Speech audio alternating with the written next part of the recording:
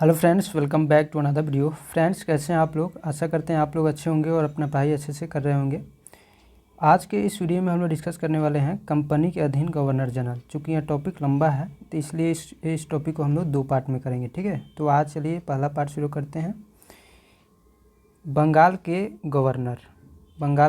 Governor सबसे पहले बंगाल का गवर्नर कौन बना? तो रॉबर्ट क्लाइव बना 1757 ईस्वी में।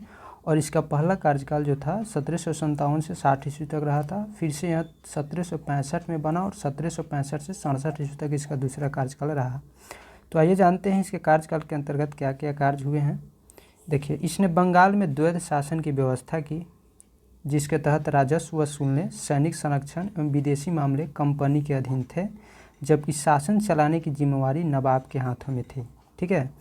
इसने मुगल सम्राट शाह आलम द्वितीय को इलाहाबाद की संधि के द्वारा कंपनी के संरक्षण में ले लिया। और यह संधि कब हुई थी? तो इलाहाबाद की संधि 1765 ईस्वी में हुई थी।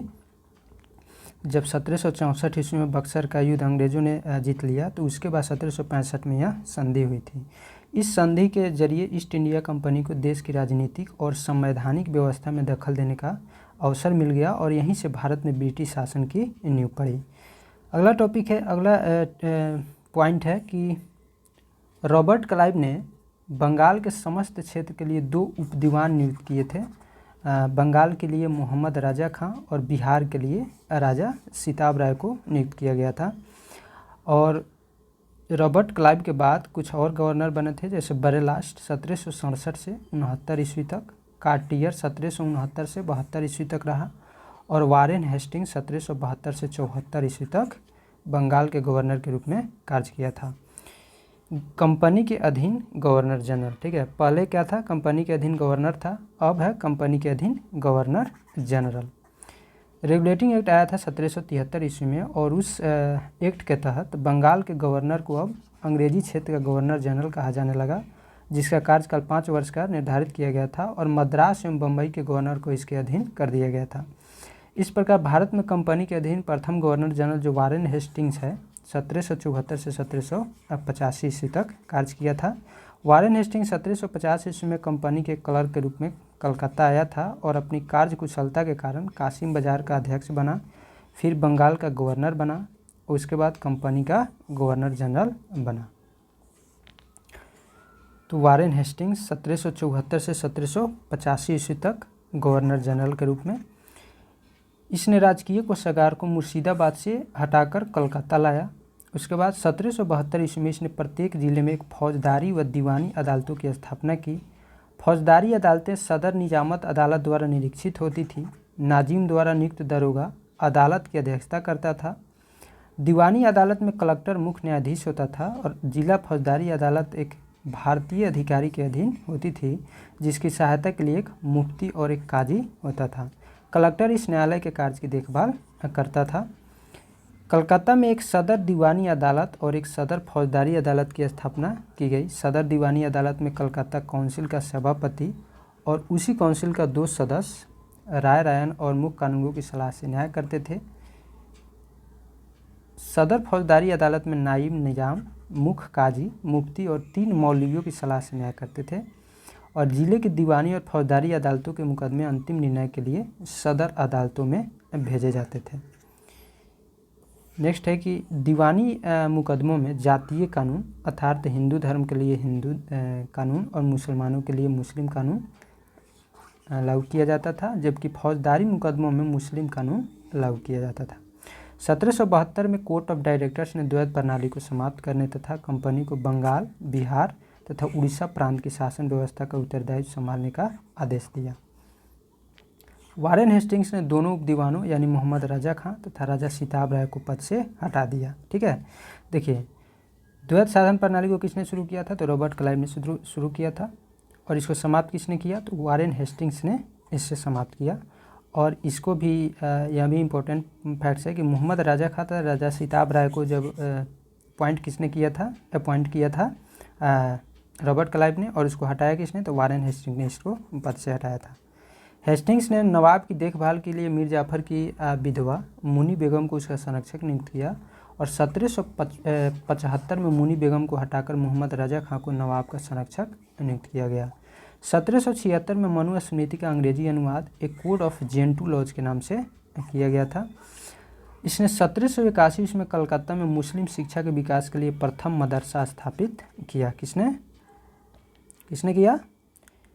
तो यह किसने किया? वारेन हेस्टिंग्स ने किया। इसी के समय 1782 ईस्वी में जोनाथन डंकन ने बनारस में संस्कृत विद्यालय की स्थापना की और विलियम विल्किंस ने 1785 में भगवत गीता का अंग्रेजी में अनुवाद किया था। इसी के समय में, यानी इसी के समय कहने का मतलब वारेन हेस्टिंग के समय में, उसी के समय के कार्यकाल के अंतर्गत जितने भी इम्पोर्टेंट फैक्ट्स हैं उसको हम डिस्कस कर रहे हैं, क्या क्या कार्य किए गए हैं। तो वारेन हेस्टिंग के समय में सर विलियम जोन्स ने 1784 में the Asiatic Society of Bengal की स्थापना की और 1789 में अभिज्ञान शाकुंतलम नामक नाटक का अंग्रेजी में अनुवाद किया। इसने मुगल सम्राट को मिलने वाला 26 लाख रुपए की वार्षिक पेंशन बंद करवा दी और 1804 में बम्बई में एशियाटिक सोसाइटी और 1823 ईस्वी में लंदन में Asiatic Society of great Britain की स्थापना हुई थी। ये अलग से नोट्स में इम्पोर्टेंट फैक्ट्स है। इसी के समय में 1780 ईस्वी में भारत का पहला समाचार पत्र द बंगाल गजट का प्रकाशन जेम्स ऑगस्टस हिकी ने किया था। और इसी के समय में, यानी वारेन हेस्टिंग के समय में, रेगुलेटिंग एक्ट के तहत 1774 ईस्वी में कलकत्ता में एक उच्चतम न्यायालय की स्थापना की गई, जिसका अधिकार क्षेत्र जो है कलकत्ता तक ही था और कलकत्ता के बाहर का मुकदमा तभी सुना जाता था जब दोनों पक्ष इस पर सहमत होते थे। और इस न्यायालय में अंग्रेजी कानून लागू होता था और इसका मुख्य न्यायाधीश एलिजा इम्पे था, जिसे 1782 ईस्वी में इस्तीफा देना पड़ा था क्योंकि हेस्टिंग्स ने बंगाली ब्राह्मण ने नंद कुमार पर झूठा आरोप लगाकर न्यायालय से फांसी की सज़ा दिलवा दी थी। बंगाली ब्राह्मण नंद कुमार पर झूठा आरोप लगाकर एलिजा एमपी ने उसे फांसी की सज़ा सुलवाई थी, इसलिए इसे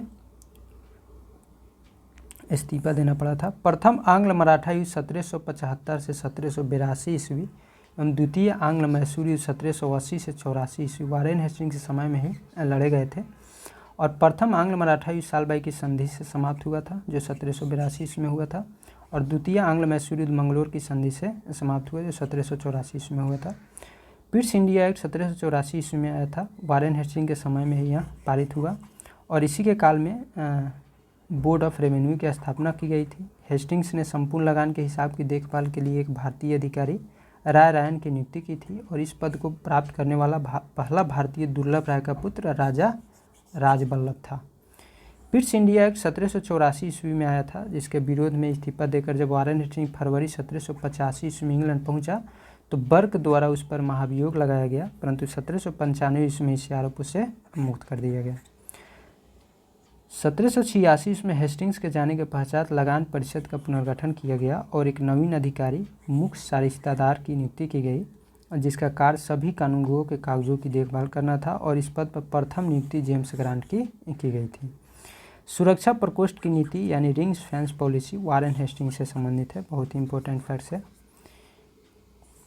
चलिए नेक्स्ट गवर्नर जनरल कौन है? तो सर जॉन मैकफर्सन, जो 1785 से 86 ईस्वी तक रहा था। इसे अस्थायी गवर्नर जनरल नियुक्त किया गया था।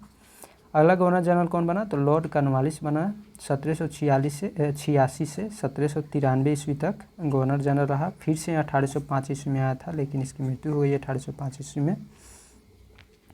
तो इसके कार्यकाल में क्या क्या कार्य हुए थे? देखिए, इसके समय में जिले के समस्त अधिकार कलेक्टर के हाथों में दे दिए गए और इसने भारतीय न्यायाधीशों से युक्त जिला फौजदारी अदालतों को समाप्त कर उसके स्थान पर 4 भ्रमण करने वाली अदालतें, जिनमें 3 बंगाल के लिए और 1 बिहार के लिए नियुक्त किया। और कॉर्नवालिस ने 1793 ईस्वी में प्रसिद्ध कॉर्नवालिस कोड का निर्माण करवाया और जो शक्तियों के पृथक्करण सिद्धांत पर आधारित था। जो कॉर्नवालिस कोड था वह शक्तियों के पृथक्करण सिद्धांत पर आधारित था। 1793 में एक विनिमय के द्वारा जिला कलेक्टर को उसकी न्यायिक शक्तियों से वंचित कर दिया गया और केवल संग्राहक अभिकर्ता बना दिया गया।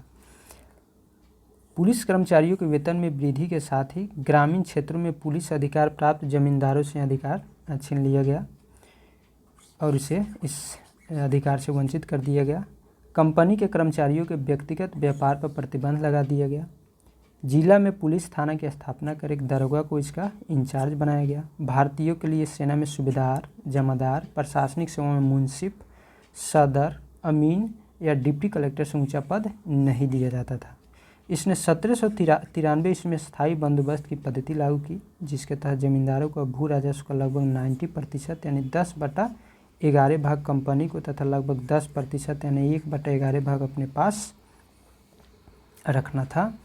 और अस्थायी बंदोबस्त की योजना जॉन शोर ने बनाई थी। किसने बनाई थी? जॉन शोर ने बनाई थी। और इसे बंगाल, बिहार, उड़ीसा, बनारस और मद्रास के उत्तरी जिलों में लागू किया गया था। इसमें जमींदारी भू राजस्व की दर तय करने के लिए जमींदार जो थे भू राजस्व की दर तय करने के लिए स्वतंत्र थे। भू राजस्व वसूलने के कुछ अन्य व्यवस्थाएं थी, जैसे रैयतबाड़ी व्यवस्था, महलबाड़ी व्यवस्था। तो क्या है रैयतबाड़ी व्यवस्था, महलबाड़ी व्यवस्था? उसको जानते हैं, रैयतबाड़ी व्यवस्था। ठीक है। किसानों के साथ व्यक्तिगत रूप से किए गए लगान समझौते को रैयतबाड़ी व्यवस्था कहा गया है। और इस व्यवस्था के अंतर्गत ब्रिटिश भारत की 51% भूमि शामिल थी। और 1792 ईस्वी में रैयतबाड़ी व्यवस्था बारामहल जिले में पहली बार कर्नल रीड द्वारा लागू की गई थी। और 1820 ईस्वी में यह व्यवस्था मद्रास में लागू कर दी गई और इसे सुचारू रूप से चलाने के लिए मुनरो को मद्रास का गवर्नर नियुक्त किया गया। 1825 ईस्वी में यह व्यवस्था बम्बई में लागू कर दी गई तथा 1858 तक यह व्यवस्था संपूर्ण दक्कन और अन्य क्षेत्रों में लागू कर दी गई।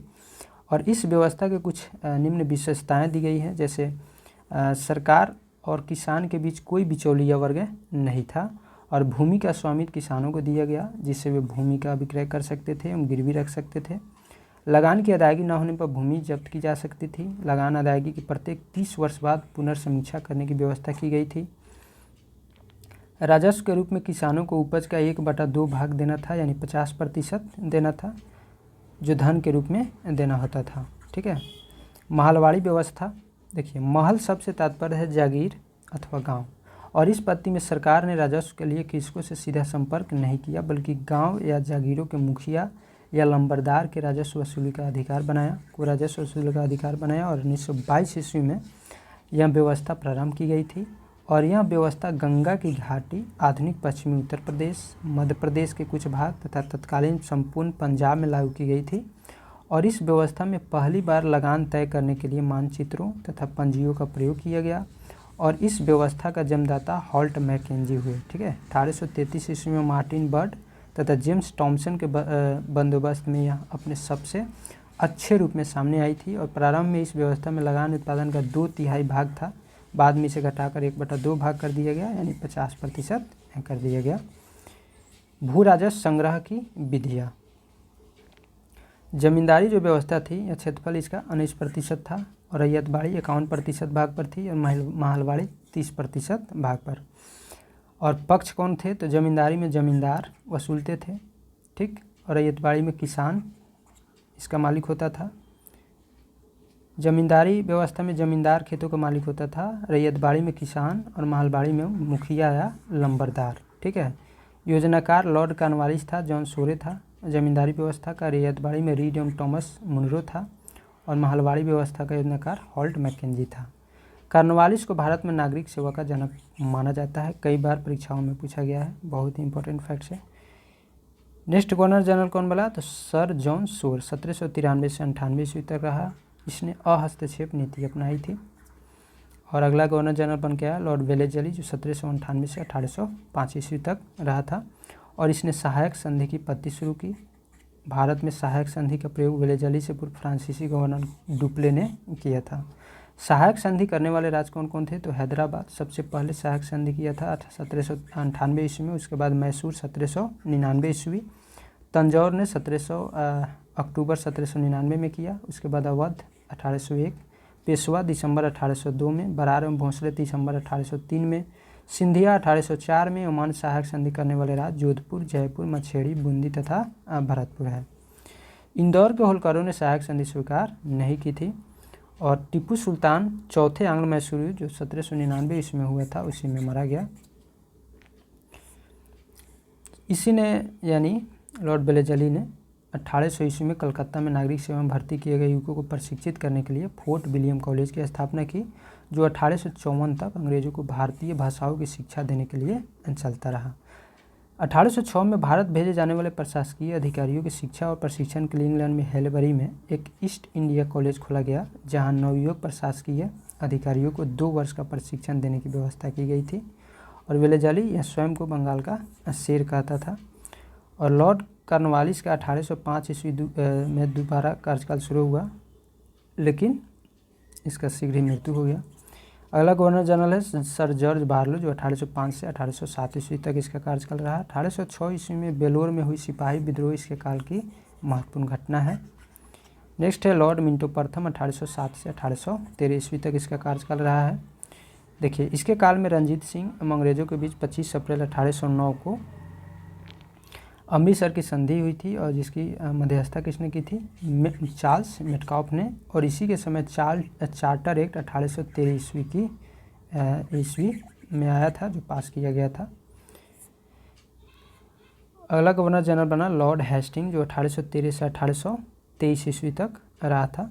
और इसी के समय आंग्ल नेपाल युद्ध, जो 1814 से 16 ईस्वी तक हुआ, और इसमें नेपाल के अमर सिंह थापा को आत्मसमर्पण करना पड़ा। मार्च 1816 ईस्वी में अंग्रेजों एवं गोरखों के बीच संगोली की संधि के द्वारा आंग्ल नेपाल युद्ध का अंत हुआ। और इसके समय में पिंडारियों का दमन कर दिया गया। पिंडारियों के प्रमुख नेताओं में वासिल मुहम्मद, चित्तू एवं करीम खां थे। इसने मराठों की शक्ति को अंतिम रूप से नष्ट कर दिया। किसने? लॉर्ड हेस्टिंग्स ने।